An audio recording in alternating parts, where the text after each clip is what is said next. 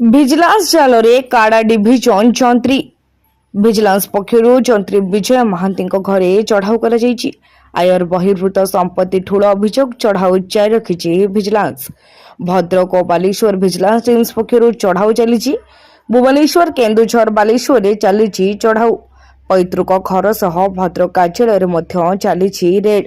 ଖବର ଅନୁଯାୟୀ ଆୟ ବହିର୍ଭୂତ ସମ୍ପତ୍ତି ଠୁଳ ଅଭିଯୋଗରେ ଭଦ୍ରକ ଜିଲ୍ଲା କାଡା ଡିଭିଜନର ଇଞ୍ଜିନିୟର ବିଜୟ କୁମାର ମହାନ୍ତିଙ୍କ ଘରେ ଭିଜିଲାନ୍ସ ପକ୍ଷରୁ ଚଢାଉ ହୋଇଛି। ଏହି ଚଢାଉରେ 4 ଜଣ ଡିଏସ୍ପି, 4 ଜଣ ଇନ୍ସପେକ୍ଟର ଏବଂ ଅନ୍ୟ ଅଧିକାରୀ ସାମିଲ ଅଛନ୍ତି। ବିଜୟଙ୍କ ଭଦ୍ରକ ଟାଉନ ସ୍ଥିତ 3 ମହଲା ଘର, ବସ୍ତା ନରସିଂହଡିହା ସ୍ଥିତ 2 ମହଲା ଘର, ଭଦ୍ରକ ସ୍ଥିତ ଘର ଓ ଭୁବନେଶ୍ୱର ମଳିପଡା ସ୍ଥିତ ସମ୍ପର୍କୀୟଙ୍କ ଘରେ ରେଡ୍ ଚାଲିଛି।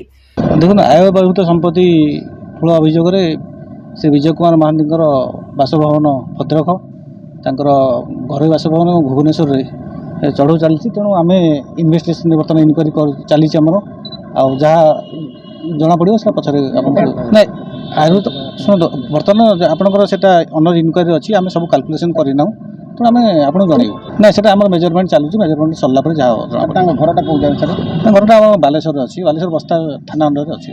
भद्रकରୁ पुनील कुमार सामंत रिपोर्ट तीर्थक्षेत्र लाइव।